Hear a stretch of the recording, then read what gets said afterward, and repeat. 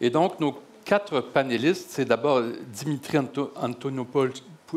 Antonopoulos, mes excuses, qui est le vice-président marketing, développement, hôtel-restauration du groupe Antonopoulos. Pour ceux qui ne sont pas du Vieux, mais vous êtes tous du Vieux, qui sont des pionniers du tourisme dans le Vieux-Montréal. Ensuite, Karine Miron, qui est directrice de stratégie digitale chez Parcours 3 et qui est spécialisée dans les conseils numériques. Vous avez deviné, comme c'était Karine, que c'était la participante du panel qui, autrement, est masculin. Ensuite, Pascal Lefebvre, qui est cofondateur de Igloo Fest, qui est de pique-nique électronique, mais Igloo Fest, il y a un lien évident avec le Vieux-Montréal. Et enfin, Jeff Lee, qui est consultant en stratégie de contenu. Et donc, on va faire le tour un peu du point de vue de chacun sur les questions qui vont vous confronter dans les années qui viennent. Et on va commencer par M. Antonopoulos. Vous êtes ici depuis longtemps.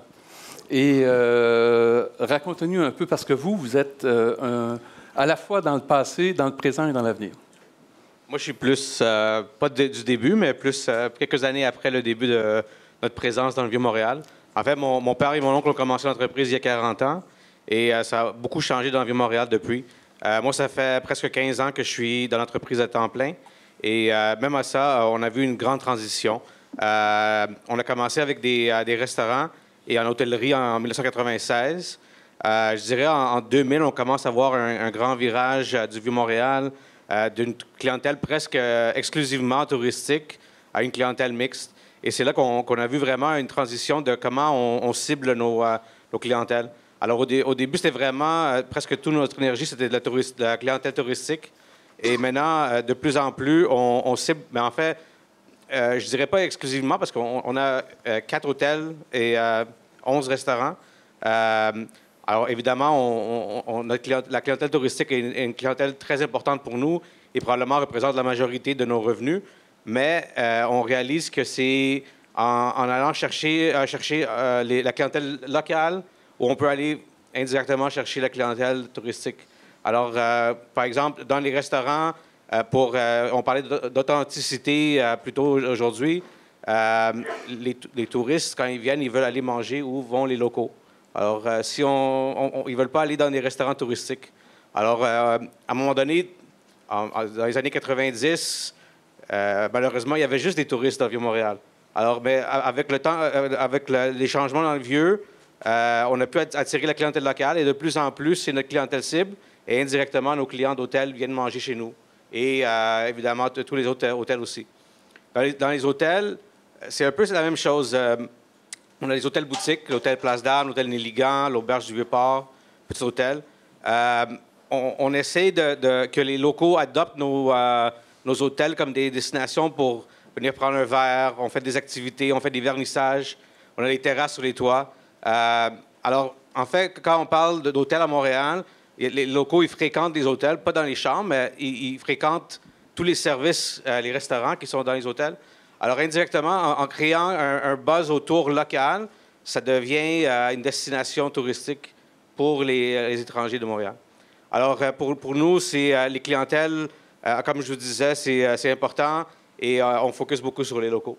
Ça, Donc, il y a moyen d'avoir un produit purement touristique, comme un hôtel, qui est aussi authentique parce qu'il a réussi à faire ce bridge avec la vie du quartier. Absolument. Il y a beaucoup de gens qui, dans le passé, les hôtels, c'était comme les touristes, les gens d'affaires. De plus en plus, les hôtels, ils essaient de créer de l'animation dans tous leurs services pour pouvoir attirer cette clientèle. Et c'est comme ça, en les rendant, en les démocratisant un peu, là, c'est parce que beaucoup de monde, quand ils voyagent, ils demandent des avis de gens et les locaux, ils peuvent leur dire « Ah, c'est vraiment cool, il y a un bon bar là-bas, il y a une terrasse, des activités. » Oui, absolument. Est-ce que vous sentez une transformation de clientèle? Parce qu'on parlait ce matin des X, les Y, des générations qui sont pas exactement, qui ne communiquent pas de la même façon, qui n'ont pas les mêmes attentes. Est-ce que vous sentez ça dans... En fait, chez nous, je dirais qu'on a beaucoup de différentes générations. On parlait du marché croisière, c'est quelque chose de nouveau, mais en même temps, ça amène une nouvelle génération qui était peut-être un peu moins présente dans le passé chez nous. Qui est le contraire. On appelle ça, c'est pas des X, comment on appelle ça? C'est le contraire des X et des Y, c'est des A. C'est boomers et plus, j'imagine. Mais je veux dire, certainement, la génération X, Y, c'est une grande partie de notre clientèle. Mais en même temps, on essaie de créer des expériences qui peuvent attirer différentes catégories d'âge. Et dans les restaurants, surtout, à un moment donné, on voit que les tendances changent. Les jeunes générations sortent beaucoup plus qu'avant. Ils dépensent peut-être un peu moins, mais ils sortent plus souvent. Alors, il faut suivre les tendances. Il faut trouver une façon de s'assurer qu'on puisse être accessible à différentes personnes. Merci. Karine Miron. Là, vous allez nous parler des modes de communication qui sont différents pour des générations qui sont différentes. Oui, tout à fait. Donc, en fait, je vous dirais que la génération Y, ou ce qu'on appelle les millennials, utilisent de plus en plus le web, les médias sociaux dans le cadre de leur voyage. Puis, notamment, j'ai travaillé sur la stratégie pour le site web de la SDC Vieux-Montréal. Puis, on a vraiment tiré parti, en fait, de cet élément-là.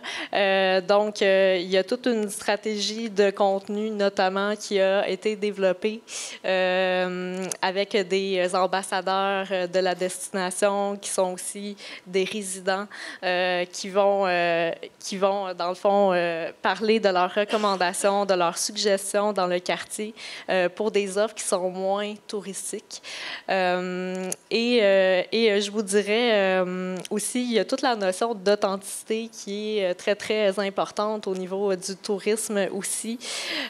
Donc, les jeunes, notamment, recherchent vraiment de l'authenticité quand ils vont en voyage. Donc, ils veulent aller à la rencontre des locaux, un peu comme disait Paul tout à l'heure. Donc, ils veulent découvrir le petit café du coin qui est intéressant, qui est vraiment en dehors des sentiers battus. Donc là, je fais une traduction libre, là, mais je vous dirais que l'utilisation des médias sociaux est très, très présente. Puis, c'est une génération aussi qui utilise beaucoup la mobilité, effectivement. Donc, il faut toujours adapter nos stratégies numériques en tant que commerçants à ces gens-là. Est-ce que, je vais demander à M. Antonopoulos, est-ce que vous sentez ça? Cette espèce de mobilité-là, de dire qu'on ne peut pas les saisir de la même façon que... Absolument. Les stratégies marketing, ça change chaque année. On a de la misère à vraiment trouver c'est quoi le médium qui marche le mieux. Mais en général, il faut juste essayer d'être présent puis aller dans, en fait, là où les gens se retrouvent. Alors, c'est les médias sociaux. Mais en plus qu'autre chose, de plus en plus, on voit que les gens cherchent des vrais... il y a moins la publicité, ils aiment plus comme des vraies références de gens. Alors, les médias sociaux, c'est ça qui a fait le gros changement, je trouve, récemment. Puis, Karine Miron, il y a aussi le phénomène de tout ce qui est collaboratif, des autres univers qui ne sont pas ceux de l'hôtellerie traditionnelle et de... Tout à fait, tout à fait. D'ailleurs, on a sorti un livre blanc dernièrement sur les 3 tendances clés en tourisme. Donc, on avait l'authenticité et on avait l'économie de partage. Bon, super, merci. Puis, on avait tout ce qui avait attrait à Internet of Everything, mais là, je ne vais pas rentrer là-dedans aujourd'hui. Mais au niveau de l'économie de partage, bon, tout le monde a déjà entendu parler de Airbnb, de Uber aussi, également au niveau de l'industrie touristique qui crée des remous, là, effectivement. Mais il y a plein d'autres exemples aussi d'entreprises collaboratives dans l'industrie du tourisme. Donc, on a World Cruise, notamment, qui permet d'ailleurs aux voyageurs de demander à un autre voyageur de lui acheter quelque chose à l'étranger. Donc, tout ça permet, en fait, d'avoir l'acquisition de biens un peu partout à travers le monde pour pour un prix qui est quand même plus intéressant. Aussi au niveau de l'économie de partage puis de l'authenticité, parce que je vous dirais que souvent la frontière est quand même assez mince entre les deux. On a aussi VizEat, dans le fond. Donc, ça, c'est une plateforme collaborative qui permet à des voyageurs, à n'importe qui, dans le fond, d'offrir un repas authentique chez soi. Donc, ça aussi, bon, ça ne va pas faire plaisir aux restaurateurs dans la salle, mais c'est quelque chose qui existe, qui est quand même bien implanté en Europe, qui est moins bien implanté ici, mais qui, selon moi, devrait s'en venir. Donc, il y a déjà certains sites qui existent comme ça ici, mais sont peut-être moins connus ou moins populaires encore. Mais il faut quand même s'adapter à cette économie de partage-là, puis peut-être offrir davantage cette proximité-là avec l'habitant dans le cadre de vos services. Yes. Pascal Lefebvre, Bonjour. Vous êtes pas dans l'hôtellerie, vous n'êtes pas dans la restauration, mais vous êtes des spécialistes de la façon de tirer des jeunes à un endroit.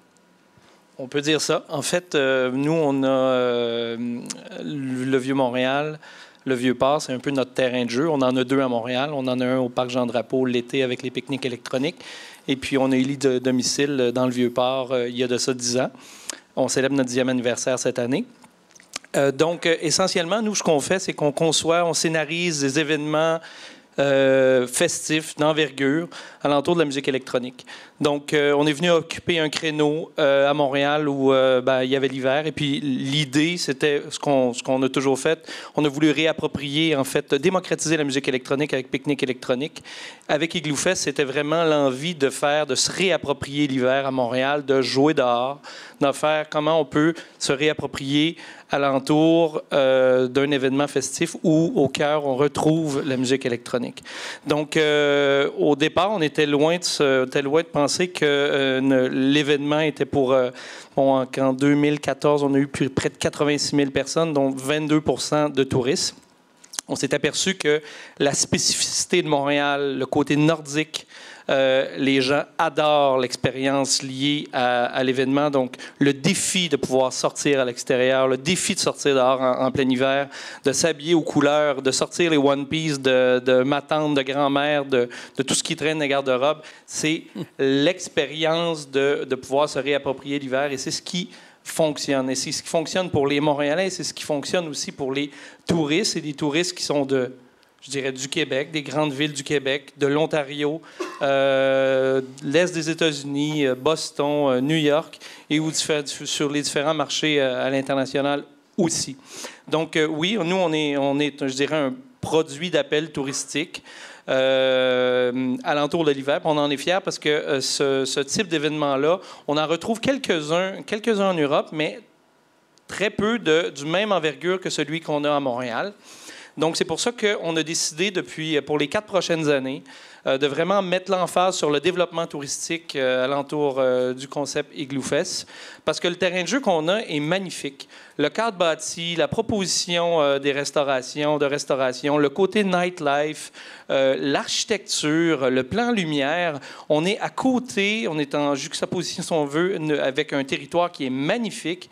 Alors, pourquoi pas l'utiliser? Et on le voit, ça marche, parce que la proposition qu'on a, en fait, elle est complémentaire à ce qu'on retrouve en ce moment sur le territoire. C'est-à-dire, les gens sortent, l'événement va commencer à 19h30. Les gens, de nature, Montréal, on sort tard. Donc, les gens vont manger, se retrouvent dans le Vieux-Montréal, se retrouvent un peu partout dans tous les restaurants. On sent la vibe d'Igloo Fest, parce qu'au mois de janvier, il ne se passe rien. Donc, c'est le retour des fêtes et puis les gens ne sortent pas beaucoup. Et là, on a créé ce contexte-là. Donc, ça fait vivre les restaurateurs. On voit, il y a vraiment une énergie. Puis ensuite, à la fin de l'événement, parce qu'on ne va pas jusqu'à 3 heures du matin, à partir de là, les gens vont regagner les différents bars, les différents hôtels. Donc, on voit qu'on est dans un produit qui est complémentaire à ce qui existe déjà. Et moi, je le vois depuis plusieurs années. Est-ce que vous l'aviez vu comme ça dès le départ? Ou vous étiez... Non, je dirais pas dès le départ, parce que dès le départ, on est parti, c'est un événement, on a eu 4000 personnes pour la première édition. On est rendu à près de 90 000 après 10 ans. Donc, il y a eu une croissance, mais cette croissance-là est liée au caractère, à l'unicité de l'événement, c'est-à-dire l'hiver, Vous me demandez tout à l'heure pourquoi le Vieux-Montréal, le territoire, le terrain de jeu, tout ça sont des aspects qui sont très importants pour pouvoir, en tout cas, nous, dans notre cas, c'est sûr que ça nous a aidés à se positionner. Puis on le voit, on travaille avec les happenings gourmands, toute la proposition, les artistes, on les positionne dans le Vieux-Montréal pour justement qu'ils puissent vivre cette expérience-là, pour faire un peu de chemin par rapport aux médias sociaux. Pour nous, c'est un événement, c'est une communauté. Donc, on a bâti des communautés. Donc, ce sont des influenceurs. On parlait d'ambassadeurs tout à l'heure. Nous, on en a près de 100 000 des ambassadeurs qui parlent de l'événement. Et puis, nous, en fait, on ne les rejoint pas avec la publicité, on les rejoint avec le bouche à oreille. Donc, comment, en fait, ils transposent l'énergie de l'événement. Et puis, on le voit, moi, la publicité télé, c'est le 9e média. C'est vraiment dans le bas de la liste, là. Donc, la meilleure publicité, moi, c'est quelqu'un qui vient et qui vit l'expérience, qui va en rechercher. Qui va la rechercher pour les années futures. Donc, c'est pour ça que pour les 4 prochaines années, ce qu'on a pris le pari, on prend le pari. L'expérience est acquise, elle est là. On la maîtrise, c'est super, autant de part de l'événement en soi que de la proposition qu'il y a dans le Vieux-Montréal. Maintenant, le travail qu'il y a à faire, c'est de faire venir les touristes. Donc, nous, pour les 4 prochaines années, on espère, puis on va travailler fort pour pouvoir aller en chercher 40 000 touristes, 40 000 nouveaux touristes. On est dans un créneau où on est après les fêtes, il ne se passe pas grand-chose. On est là pendant 4 week-ends, donc jeudi, vendredi, samedi. On est à côté du marché Boston, New York, où les étudiants de Cambridge, Boston recommencent leur session d'université au début février.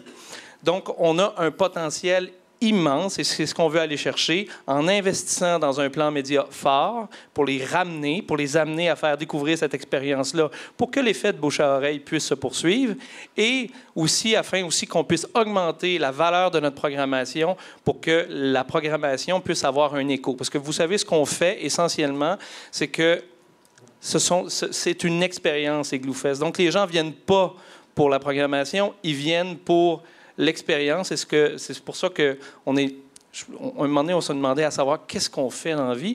Alors, c'est là je pense qu'on est des spécialistes de scénariser, de concevoir des événements qui ont la recette parfaite, qui fait en sorte que on se retrouve avec un événement où les gens ont du plaisir et ça semble marcher.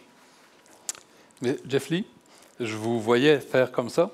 Oui, mais je trouve ça super intéressant d'avoir 100 000, justement, ambassadeurs qui s'en vont après. Et ce pourcentage-là qui retourne dans leur pays ou ville d'origine et qui deviennent, si on veut, un porte-parole de ton événement. Moi, dans la vie, je m'intéresse vraiment à comment est-ce qu'on peut prendre un consommateur ou prendre un client qui vient chez soi et comment est-ce qu'on peut le tourner, justement, en ambassadeur organique, naturel, qui va aller rallier d'autres potentiels touristes pour revenir l'année d'après. Donc, à travers une série de tactiques, à travers une série d'idées, comment est-ce qu'on peut leur faire créer du contenu sur place ou plus tard pour documenter leur expérience et justement leur faire vivre ce que vous avez créé pour eux, mais qui en parlent à leur père. Et je trouve ça drôle parce que justement, tantôt, je voyais la présentation de Tourisme Montréal, un compte sur lequel j'ai travaillé longtemps à l'agence Sidley, justement avec mon équipe, qu'on avait développé le cadre où est-ce que les gens pouvaient créer du contenu et le hashtaguer MTL Moments. Et un device, pardon l'anglicisme, mais un truc aussi simple que de mettre un cadre rouge dans un endroit où est-ce qu'il y a un point de vue, où il y a une activité intéressante à Montréal, c'est juste le petit déclic qui fait que les gens vont faire comme « Hey, I should take a picture. Hey, go, va-t'en dans le frame, vas-y, donne ta caméra à un Montréalais, ils sont tous gentils, c'est cool, let's go, no problem. » On va dans la photo, ils prennent une photo, ils mettent ça, ils utilisent le hashtag, et là, c'est super simple. Et là, on se rend compte qu'après 1 an, il y a plus de 100 000 photos qui ont été partagées sur ce hashtag-là. Donc, c'est super simple, low cost, mais on a trouvé une façon de créer du contenu généré par l'utilisateur et qui est devenu un ambassadeur naturel pour Montréal. Donc, c'est ce genre d'idée-là qui me fait vraiment, vraiment triper dans la vie. Et en tant que consultant en stratégie de contenu, c'est le genre d'idée que j'essaie d'amener à mes clients. Est-ce que c'est toujours low cost?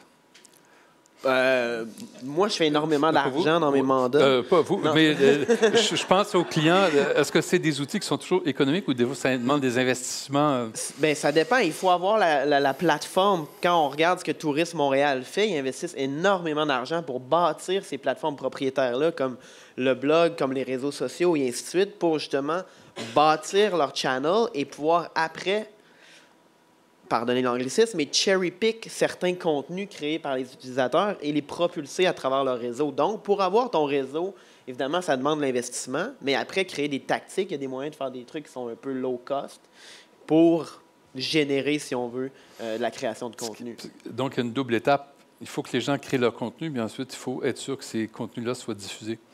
Exactement. Mais si Tourisme Montréal, ils ont une grosse équipe, donc évidemment, il y a quelqu'un qui fait la veille, il y a quelqu'un qui regarde qu'est-ce que les gens mettent sur les réseaux sociaux. Ils sont capables d'identifier des publications qui sont intéressantes et qui méritent, si on veut, d'être liftées ou d'être partagées au reste de la communauté.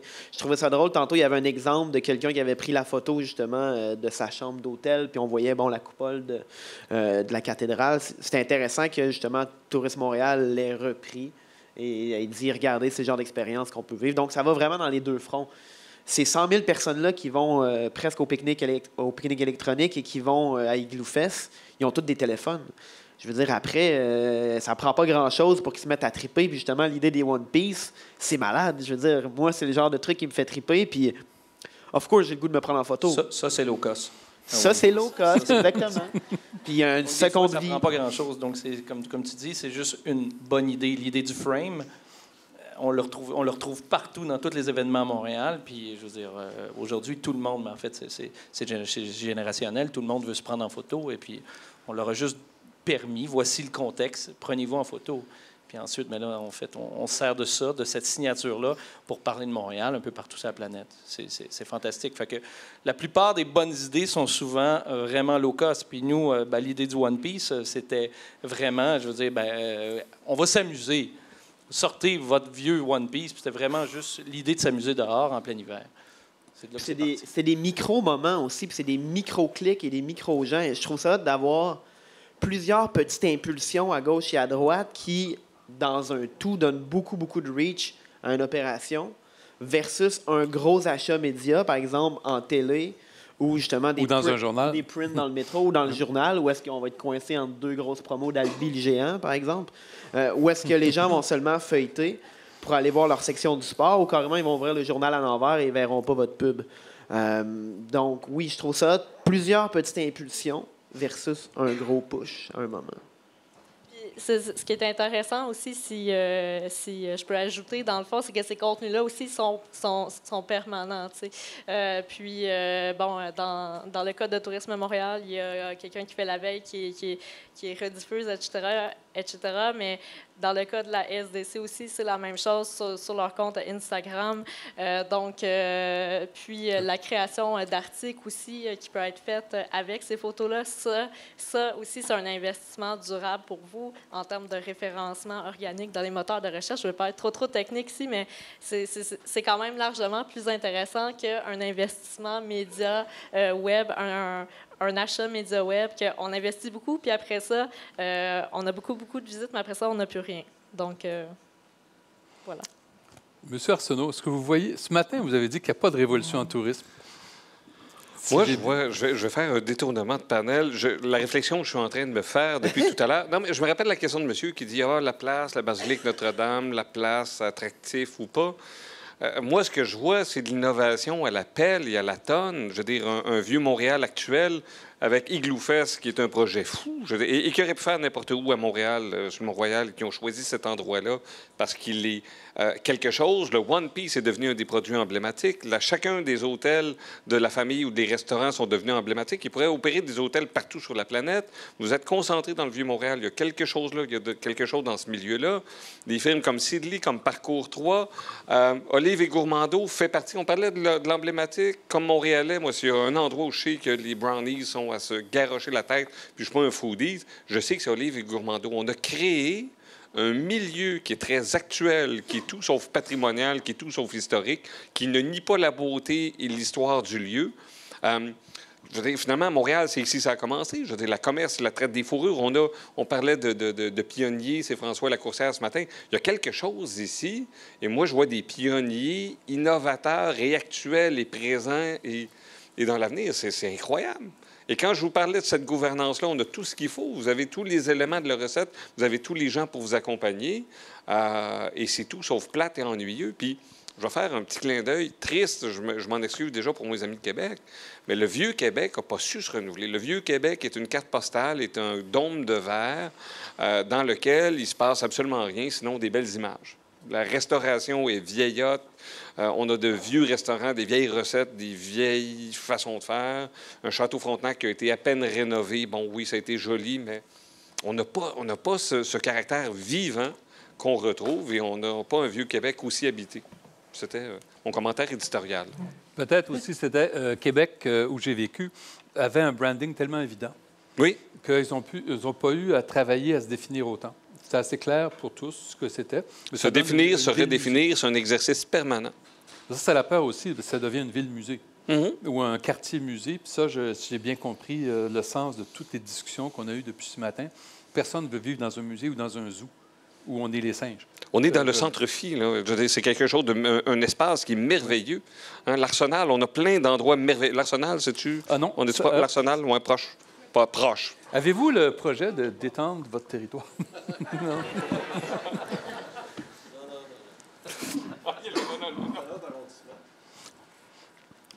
Ben ça reflète, par exemple, ce que vous disiez, les territoires s'imbriquent et puis effectivement, dans la tête des gens, il y a une logique de prolongement qui va...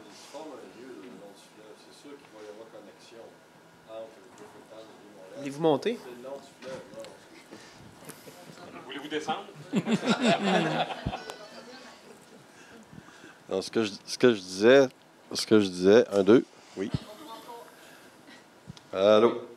Ce que je disais, c'est qu'il y a un lien qui va se faire de façon naturelle entre Griffintown et le Vieux-Montréal, parce que c'est le lien qui est finalement créé par le fleuve.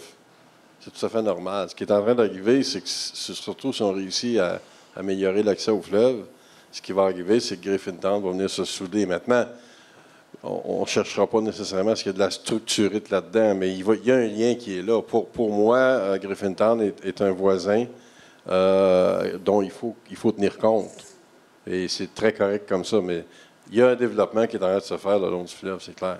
Oui, puis si on se fie au master plan un peu de la ville qui a été établi dans les années passées, justement, mais Griffintown vient un peu patcher cette espèce de no man's land qu'il y avait là, et c'est le fun de voir justement qu'il va y avoir une prolongation entre le vieux et justement Griffintown et jusqu'à chez vous, justement.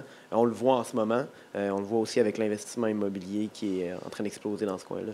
J'ai une question pour vous tous. Igloo Fest, c'est entrepreneurial.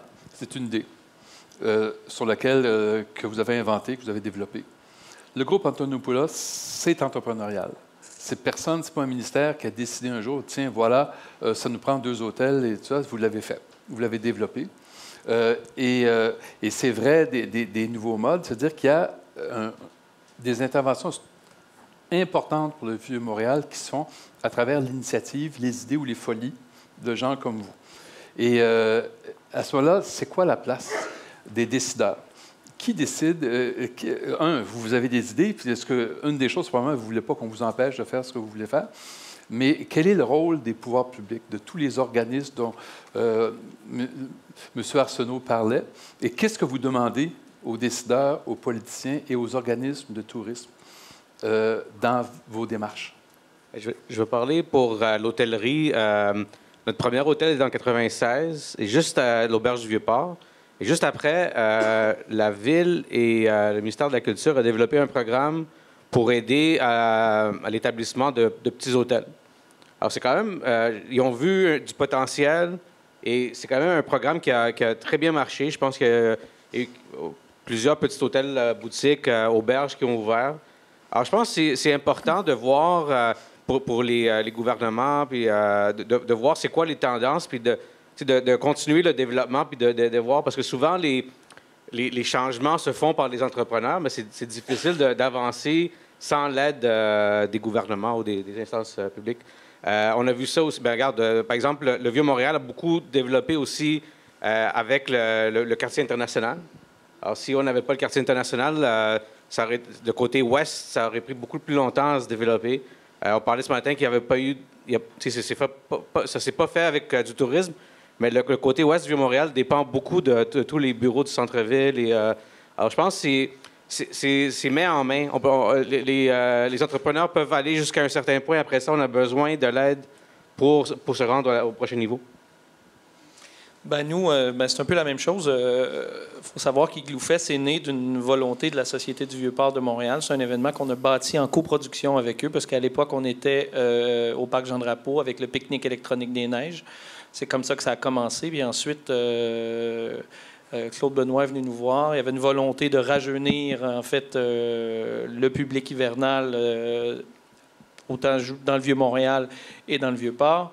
Donc, ils ont été coproducteurs pendant 5 ans. Si on ne les avait pas eus, on ne serait pas là aujourd'hui. Donc, c'est un pari que la Société du Vieux-Port, qui avait à l'époque une philosophie, une dimension avec une vision développement culturel, ça marche.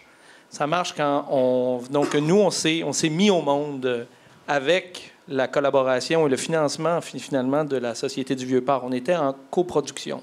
Maintenant, pour porter des projets comme le projet qu'on a sur la table, c'est-à-dire de ramener 40 000 touristes dans le Vieux-Montréal, dans le Vieux-Port pour les 4 prochaines années, bien, ça prend aussi des fonds publics pour pouvoir aller les chercher, ces retombées économiques-là.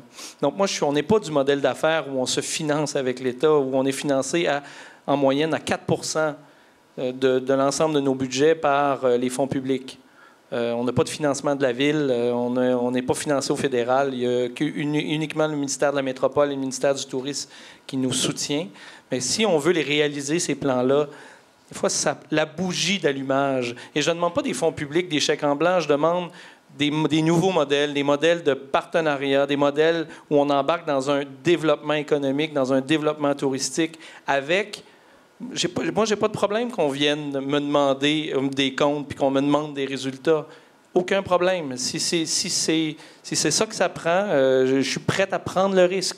Et c'est la chose qu'on fait en ce moment, c'est qu'on investit. On va investir dans les prochaines années en programmation près d'1 million de dollars pour pouvoir bonifier notre programmation, pour augmenter finalement la pertinence de l'événement puis faire en sorte que l'expérience s'améliore. On prend le risque parce qu'on y croit. Donc, on demande si on pourrait, si moi j'ai un vœu que les modèles évoluent, que les modèles changent et puis qu'on puisse en fait travailler dans des modèles de résultats. Moi, tout le travail qui est fait à Tourisme Montréal, c'est un super travail. C'est un gros hub qui a une vigie sur l'ensemble des interventions touristiques dans la ville. Par contre, quand moi, je suis dans un modèle comme Igloofest, avec une clientèle particulière, un créneau particulier, avec une catégorie d'âge particulier, c'est sûr que Tourisme Montréal, oui, mais je veux dire, je dois me faire une propre stratégie pour aller chercher ces gens-là, puis cette stratégie-là, mais souvent, oui, ça prend des fonds, et puis on n'en demande pas beaucoup, mais l'idée, c'est de se sentir accompagné. Fait que moi, ma requête serait là pour faire en sorte qu'on puisse faire évoluer, puis collectivement, parce qu'on le sait, si on amène des touristes ici, et si on amène, ils vont venir, ils vont aller dans les hôtels, ils vont aller dans les restaurants, donc ça va générer de la retombée économique, au même titre qu'ils investissent dans le Grand Prix. En fait, le pari qu'on veut prendre, nous, c'est qu'il y a un Osheaga qui se passe au Parc Jean-Drapeau. Est-ce qu'on peut en développer un? On peut développer un Igloofest avec la même pertinence en hiver dans le Vieux-Montréal. Donc, c'est un peu ce que je m'attendrais des fonds publics pour les prochaines années. Les modèles sont en train de changer, puis c'est une bonne nouvelle parce qu'en ce moment, Tourisme Québec est en train de renouveler complètement ses programmes. On est là-dedans. Donc, on sent que les choses évoluent. Puis oui, peut-être qu'on est dans une dynamique un peu plus entrepreneuriale, mais tant mieux. On est là pour créer, je crois, de la richesse, de la valeur. Puis nous, c'est ce qu'on tente de faire. Puis depuis 13 ans avec Pique-Nique, maintenant 10 ans avec Igloofest, puis maintenant, on est avec Pique-Nique électronique un peu partout à travers le monde. Ça marche. Donc, on continue. Est-ce qu'il y a des questions? Et d'une. Ou des commentaires? Bonjour, moi j'ai une question. Moi je m'appelle Fanny, je suis directrice aux communications à la SDC Vieux-Montréal. C'est moi qui ai piloté le dossier pour la refonte, avec Karine d'ailleurs et son équipe, pour la refonte de notre plateforme numérique vieuxmontréal.ca. Donc on s'est penché sur différents sites qui pouvaient être partenaires, qui pouvaient être associés de près ou de loin au milieu touristique. Entre autres, qu'est-ce qu'on a eu? Karine, Shawinigan et tout ça, les îles de la Madeleine et tout. Et inévitablement, Expérience Vieux-Montréal. Moi, je suis curieuse, Dimitri, de t'entendre sur la brillante idée qui a amené à un peu s'approprier quand il y avait place à appropriation de ce nom-là. Puis de où c'est venu, en fait, parce que vous capitalisez sur le quartier avec ce nom-là, Expérience Vieux-Montréal. Je trouve ça brillant. Puis en plus, récemment, je pense que j'ai vu passer Wedding Old Montreal ou quelque chose comme ça. Vous capitalisez aussi sur le marché des mariages en Vieux-Montréal. Fait que vous êtes vraiment macro, vous êtes vraiment partout. Et je voudrais t'entendre là-dessus un petit peu. C'est né de où? Ça part de où? En fait, tous nos établissements sont dans Vieux-Montréal. On a des restaurants, des hôtels. Et même si on est connu comme Groupe Antonopoulos d'une façon corporative, on ne met pas ce nom-là de l'avant pour le consommateur. Faute d'avoir un brand commercial, on s'est dit on a besoin d'un portail pour faire de la cross-promotion entre nos établissements. Alors on s'est dit, Expérience Vieux-Montréal, ça serait bien. Et l'idée, c'était de pas seulement mettre de l'avant nos propriétés, mais de aussi parler de ce qui se passe dans le quartier. Cela étant dit, nos ressources marketing sont restreintes à ce qu'on peut faire. Alors, on essaie de créer comme un peu un circuit d'hôtels, restaurants, cafés, terrasses, et en faire réunion. Alors, d'essayer quand les gens arrivent puis ils cherchent en ligne pour des services de ce style, ils peuvent tout trouver dans notre groupe.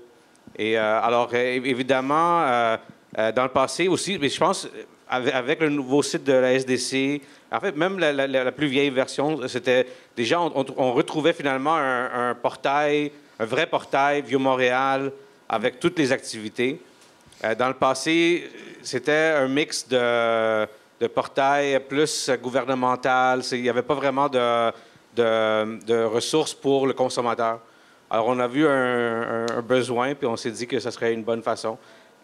Puis c'est ça pour les mariages et tout ça. C'est juste une façon pour les gens. Les gens, souvent, quand ils recherchent un service, ils vont écrire Brunch Vieux-Montréal, ils vont écrire...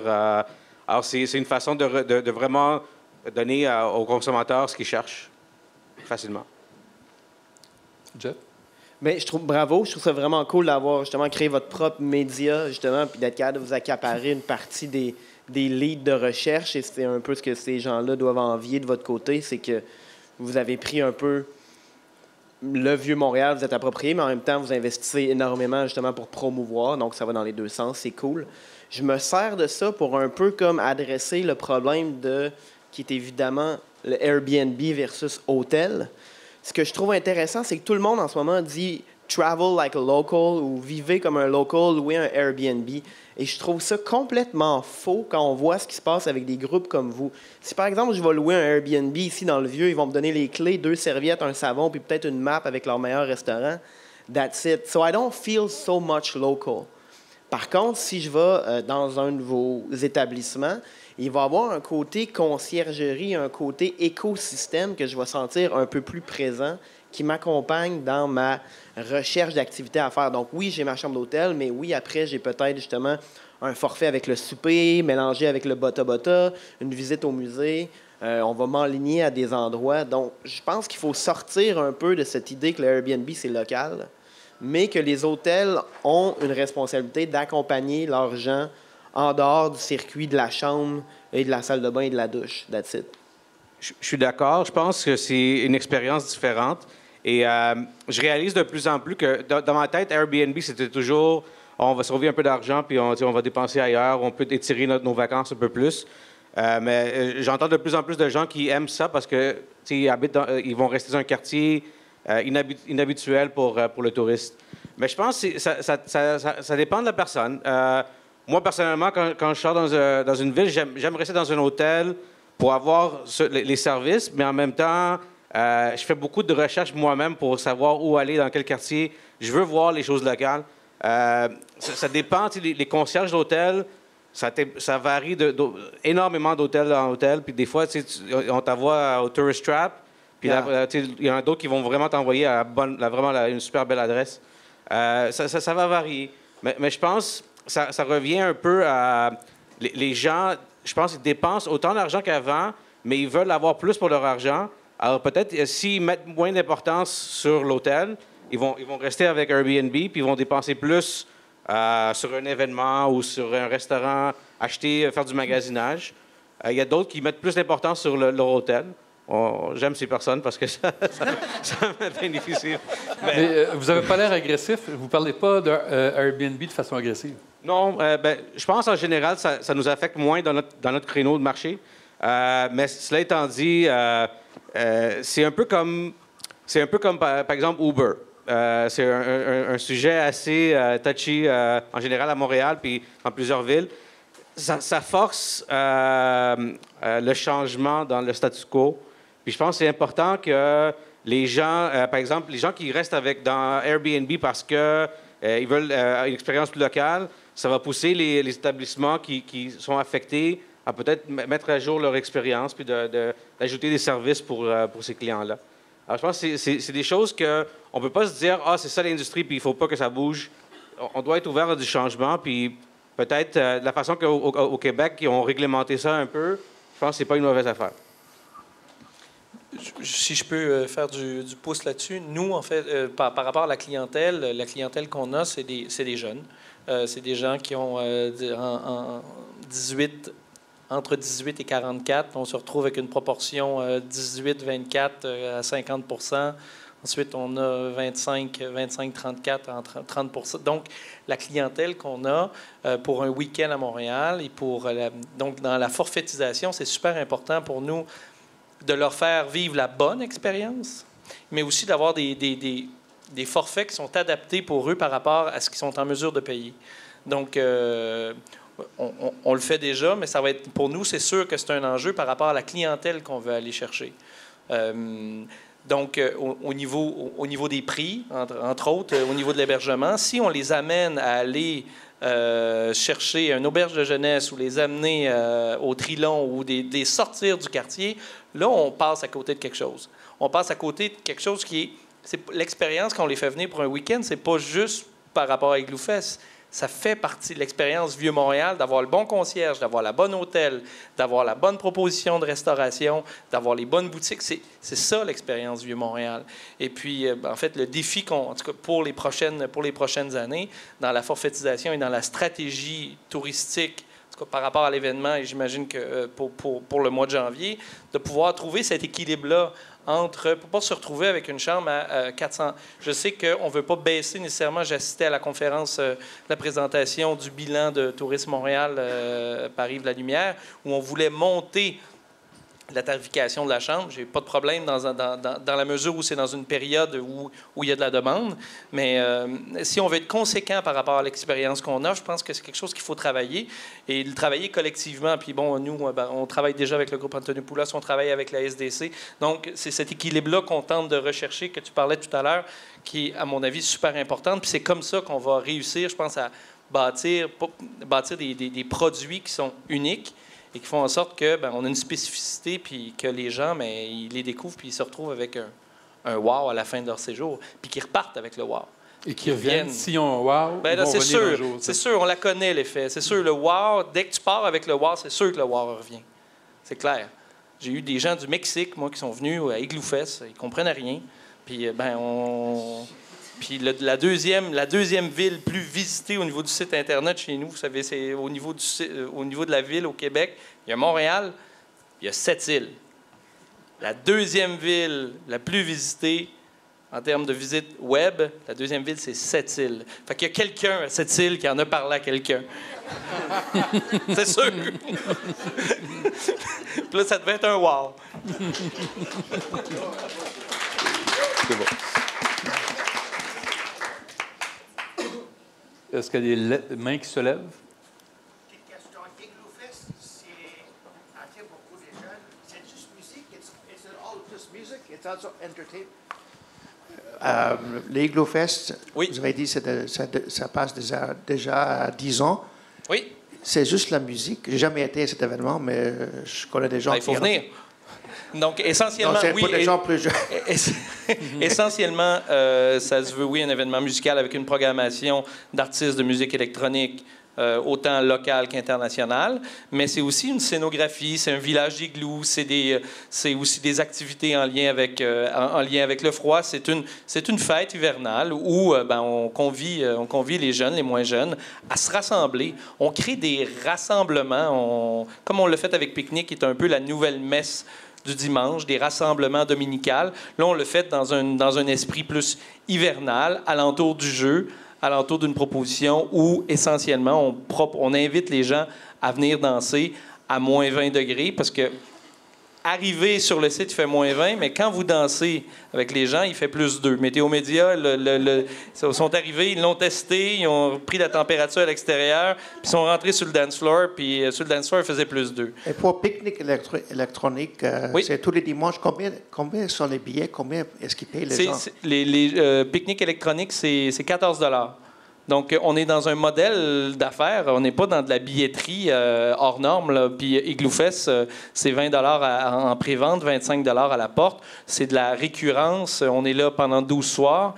On ne peut pas se permettre de vendre. Puis on veut pas. C'est pas la nature de l'événement. Et puis c'est pas comme ça qu'on réussit à bâtir, je crois, une communauté. Donc, c'est ce qu'on a fait avec Pique-Nique, c'est ce qu'on fait avec Igloo Fest. Puis Igloo Fest, c'est un peu, pour répondre à votre question, c'est un peu le show du froid. Donc, c'est un spectacle, mais avec du fret. J'ai une question.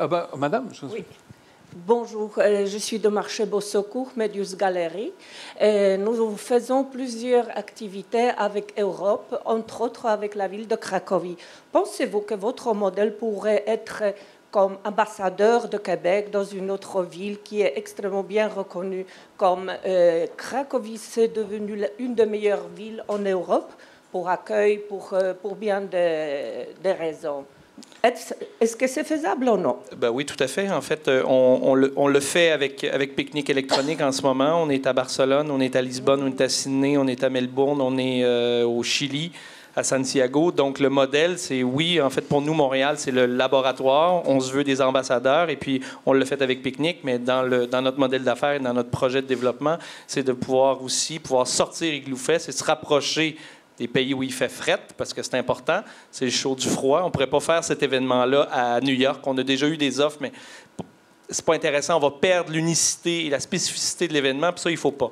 Donc, on est en discussion avec Varsovie. Il y a eu des discussions avec Moscou il y a de ça quelques années. Ça tombe. Mais oui, ça fait partie de la volonté du modèle d'affaires de l'entreprise. OK, nous pouvons suggérer la ville de Cracovie, qui est une des meilleures, qui est... Je ne peux pas critiquer Varsovie, mais Cracovie a gagné meilleure ville avant Venise, Rome, Paris, y compris Berlin. Donc, ça vaut la peine de passer. Je la retiens.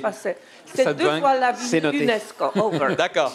J'ai une question qui me frappe, parce que Igloo Fest a sa logique de communication.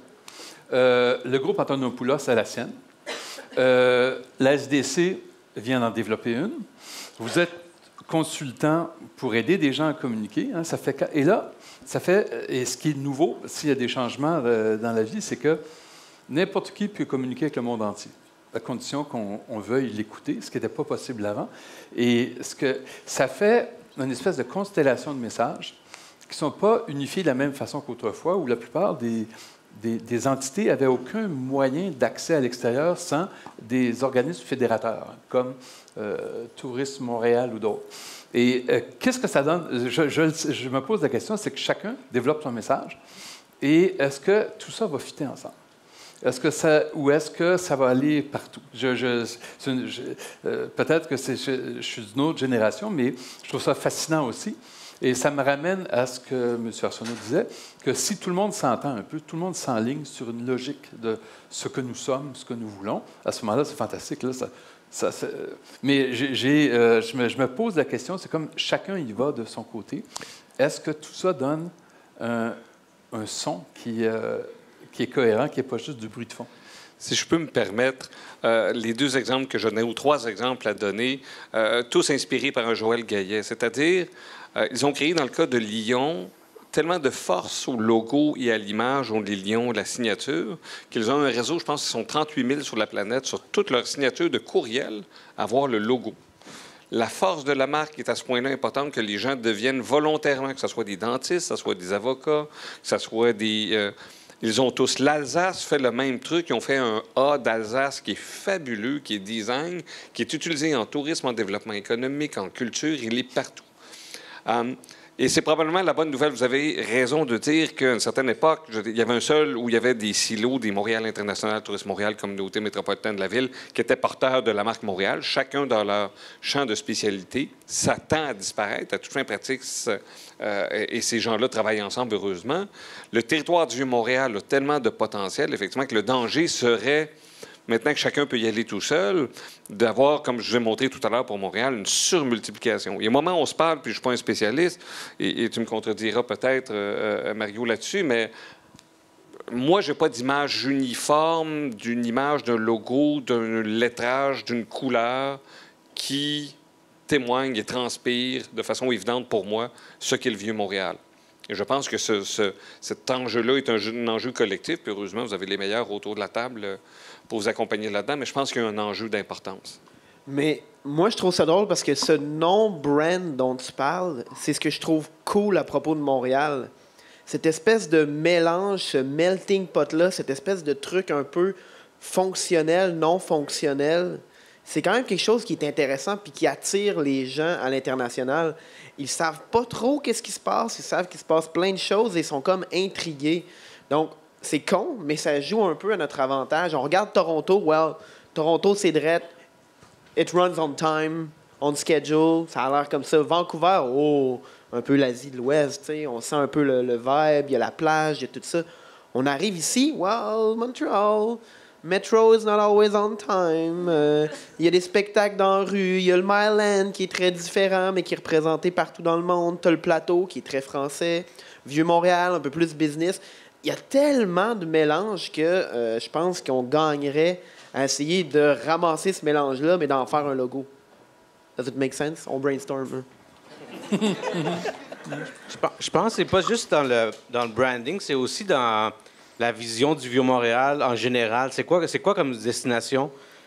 J'ai participé à tellement de groupes de réflexion sur c'est quoi le Vieux-Montréal. Puis je pense qu'il y a une grande volonté de le mettre dans un certain créneau comme le quartier historique et de ne pas parler du reste. Mm-hmm. Et je pense que c'est le fait qu'il y a tout le reste qui rend ça intéressant en 2015. Le quartier historique, oui, ça a toujours été le quartier historique. C'est pour ça que les gens venaient il y a 20 ans, puis ils vont continuer à venir. Mais il y a beaucoup plus que juste l'historique. Et je pense qu'il faut qu'on mette tout ça de l'avant. Et c'est ça, je pense, un peu la difficulté avec le branding, c'est qu'il n'y a pas tout le monde qui voit ça de la même façon. En autant, je pense que la vision soit partagée, puis je veux dire qu'on s'en aille tous à la même place. Déjà là, rendu là, on peut avoir le brand qu'on veut. Mais si, collectivement, tout le monde s'entend pour de dire, OK, on veut faire du Vieux-Montréal une destination touristique forte avec une ambiance qu'on retrouve nulle part ailleurs, parce que déjà là, on l'a, parce que je veux dire, ce lieu-là, il est unique à Montréal. Mais je pense que c'est plus ça l'important. Puis en ce moment, ce que je sens, c'est qu'on s'en va vers ça, parce que, en fait, moi, ça fait 3 ans que ce colloque-là existe. Je ne savais pas que ça existait avant que Mario m'invite. Je trouve ça fantastique, parce qu'on partage des visions, puis on s'entend-tu qu'on s'en va tous à la même place, puis qu'on a tout le goût que faire en sorte que le Vieux-Montréal soit une destination touristique au même titre que le centre-ville, au même titre que d'autres grandes villes du monde. Donc, ces tribunes-là, pour moi, c'est juste un moment où, finalement, on partage les choses, puis à la fin, je vais reconnaître un paquet de monde, puis on va définir des stratégies ensemble, au même titre que quand la Société du Vieux-Port est venue nous voir et nous dire on a le goût de développer ce créneau-là. Ça commence par ça. Mais quand les visions, au moins, sont claires, mais puis qu'on s'en va tout à la même place, c'est super. Merci. Karine? Oui. Ça va être le mot de la fin, en plus, parce que nous sommes arrivés à la fin de cette période. Moi, en fait, je vois une super belle opportunité d'unifier, dans le fond, votre vision, votre branding. Le branding, on s'entend, c'est pas juste un logo non plus, mais c'est la vision globale. C'est des événements comme ceci qui permettent justement d'échanger des idées et tout ça. Mais peut-être que si on mettait tout ça en commun, pour mieux commercialiser le Vieux-Montréal à l'international, peut-être qu'au lieu que chacun fasse des efforts de son côté, peut-être qu'on aurait une portée plus grande, puis le message se rendrait encore mieux. Mon avis. Merci beaucoup. Est-ce que je peux terminer sur une petite conclusion? Il y a une intervention. Benoît Duguay, professeur à l'École des sciences de la gestion. J'aimerais venir en appui à mon collègue Paul Arsenault. Bonjour, Paul. Ils se tiennent, hein? Oui. Non, mais c'est pas pour me tenir avec Paul, mais vraiment, parce qu'il a eu raison tantôt. Hein. Je vais me renommer, là, parce que j'ai le micro maintenant. Benoît Duguay, professeur à l'École des sciences de gestion de l'UQAM. Alors, Paul a mentionné avec raison l'importance du logo. Le logo, ça a toujours eu beaucoup d'importance. Hein. Mais avec la venue des médias sociaux, ça prend une importance prépondérante. C'est notre produit, en quelque sorte. C'est la question, tout est dans l'image de nos jours. Et puis, en fait, M. Lee, ce que vous avez dit ne vient pas contredire ce que M. Arsenault a dit. En fait, vous dites, voilà ce que je pense qu'il devrait avoir dans le logo, alors que Paul lui a dit, je ne sais pas, je n'ai pas d'idée de qu'est-ce que c'est la couleur. Il ne dit pas qu'est-ce qu'il veut que ça soit. Il dit tout simplement, ça en prend un. Alors là, je viens l'appuyer et dire, écoutez, c'est primordial. Il faut étudier ça parce que ça manque. Ça manque à Montréal, ça manque au Vieux-Montréal. Il faut vraiment se pencher là-dessus. Mais il n'y avait pas, j'allais dire ça, il n'y avait pas de contradiction en soi, en ce sens que si j'écoute tout ce qui s'est dit ici, même si chacun a son point de départ et tout ça, il y a une logique interne. Il y avait vraiment... Ça fitait, tout ça. Mais ensemble. Si je peux jumper, j'aimais beaucoup le mot de la fin qui disait il faut créer cette espèce de... excusez l'anglicisme, une espèce de toolkit qu'on pourrait remettre à chacun des commerçants ou à chacun des joueurs majeurs ici dans le Vieux-Montréal, qui serait une espèce de brief vraiment pas compliqué sur qu'est-ce que c'est le Vieux-Montréal.